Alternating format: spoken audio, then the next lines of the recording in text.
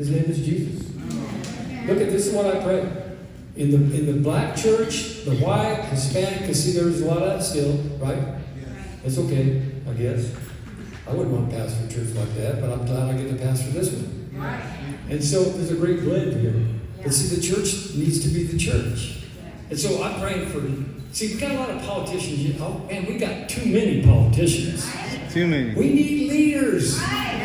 We need spiritual leaders that are going to tell the truth. Martin Luther King Jr. He got beat around the head. Look, I was alive then, and I was a teenager. Look, I was alive at a time in America where there were still lynchings in the South. There were black young men lynched, not only just by regular, just crazy racial people, white people in the South, but by law enforcement. They would actually lynch them, hang them on a tree. A bunch of them. Like Martin Luther King. He didn't want to get revenge. He understood because he was a minister of the gospel of Jesus Christ. He understood this. He preached this. He did messages on this, no doubt. Where vengeance is mine, saith the Lord.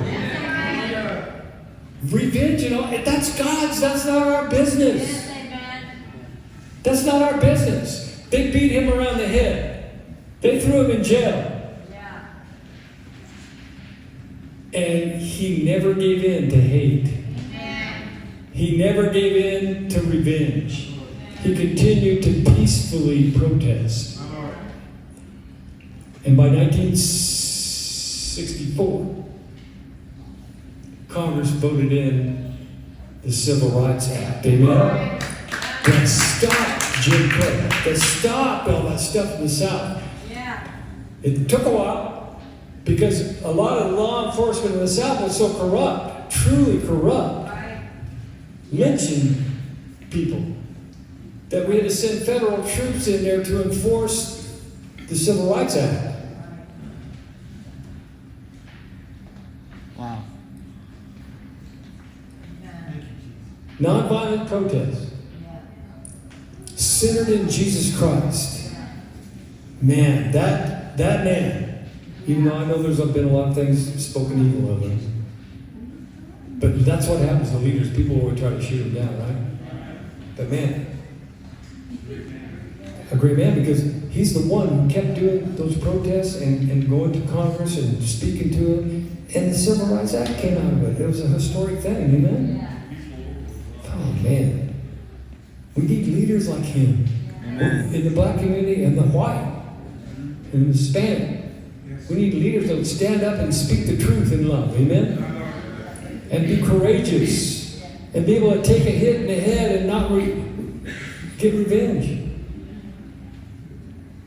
All this stuff going on in our country right now, it's vengeance. And it's not going to do any good for the family of George Floyd. It disrespects his life. There's good protesters out there, but there's some bad people coming along with them. Right. There's some people that got ill intent for our country. Antifa and other organizations. They're not good. And we got our young folks yesterday going up the boulevard. These ones that just graduated from Yucaipa High School. And they got these signs up, but they don't even know what those things are about.